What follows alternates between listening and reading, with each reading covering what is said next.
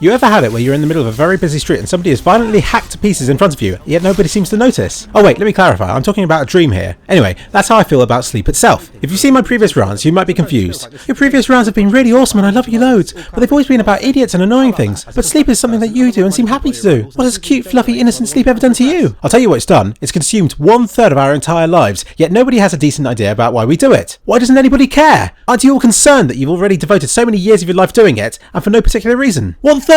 Imagine what you could do with an extra 8 hours a day. Sure, you might just waste it all by watching the 7th season of Peep Show all over again, but even then it's probably more useful than lying unconsciously on a massively time-consuming piece of furniture. Beds, people! Beds! Beds are such a waste of space. Just look at your room. Look at how it swallows up a huge corner of your room, or even splits it down the middle. What am I meant to do with this bit of space? Get out of bed the wrong way? Ho, ho, ho. Seriously, get an inflatable mattress and prop it up against the wall during the day. Why doesn't everybody do this? People, why don't you do this? Is it not an amazing idea? If you have a small room, it's a godsend. If you have a large room, well, it looks even bigger. Plus, you won't ever struggle to pick up that M&M that deliberately rolls underneath your bed to annoy you. Do it now. Let's lead the revolution against beds. IKEA has become too powerful already. It may already be too late. As with most of my deep thoughts, I start off by being super cynical about it. Sleep, who does it benefit? Is there any chance that it's part of one huge IKEA-led conspiracy? Don't be silly, Philly. It's been around since the beginning of time and all creatures do it. But then that only deepens the mystery. What could be so important that every well-made creature needs to do it? Why do some need more than others? Why do babies need so much of it? And old people? And if it's so important that it's been around forever, why are some of us so bad at it? And you know who you are. I don't know what the average time taken to go to sleep is. All I know is that every caravan holiday I ever went on, I was left in a room of snoring people and had to keep getting up to turn their heads on the side to shut them up. This would go on for hours before I got to sleep. If there's anything worse than spending 1/3 of your life asleep, it's that it also eats into either side of its allocated time in the form of trying to get to sleep when you can't and trying to get up when you don't want to. It's like torture at the beginning of and end of each day.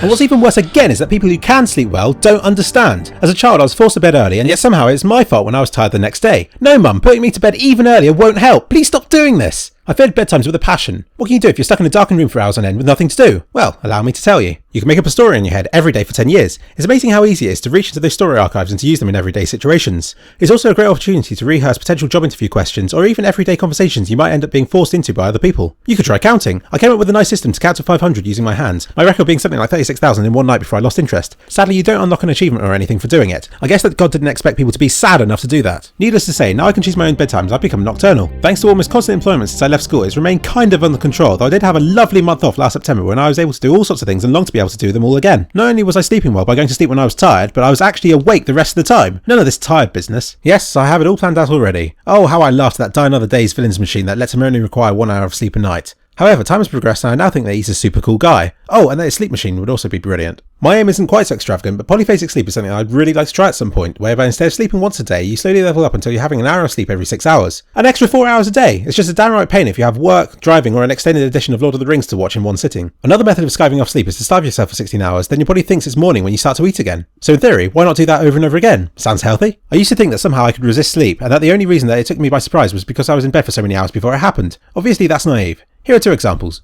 Anybody who's ever been in a university lecture theatre will know that it's the one place that suddenly hits you with a bout of tiredness. Tiredness is torture. With 300 people in a room, you could look around and see the occasional headful thoughts before catching itself in time. It was in those moments that I could relate better to them than at any other time I spent at university. The other time that I could sleep was when I had an operation and was sedated. What a great experience. As a responsible person that you like to listen to for advice, I'd say to go out and get horribly injured so that you yourself can experience it. I just wish that they hadn't ruined the experience by telling me to count backwards and stuff like that. I'm not scared, I'm fascinated. Let me give myself small doses at a time. Let's see what my limit is, etc. As the one time in my life when I knew I was about to go to sleep, I can tell you that you can resist the feeling of going to sleep, at least until your mind forgets that you're trying to do that. I was aware of seeing things for a split second longer than I can make sense of them. It's like an island in your mind, a dream in its own right, like the fragmented memory of a drunken night where if you realised at the time that you couldn't remember how you got there, you would have acted differently. Hey, maybe we have a soul and dreams are us exploring another place. Shut up, Philip! Stop being so stupid! Here's some speculation. In this world, people will require more and more hours awake to do what they like and will be crammed into smaller and smaller spaces. At night, we'll lie in a dentist's chair and we'll take tablets that will knock us out within seconds. In the morning, we'll have a machine first coined by Wallace and Gromit that will get us ready for a 16-hour long day within a matter of seconds. But we'll still find ways of being late.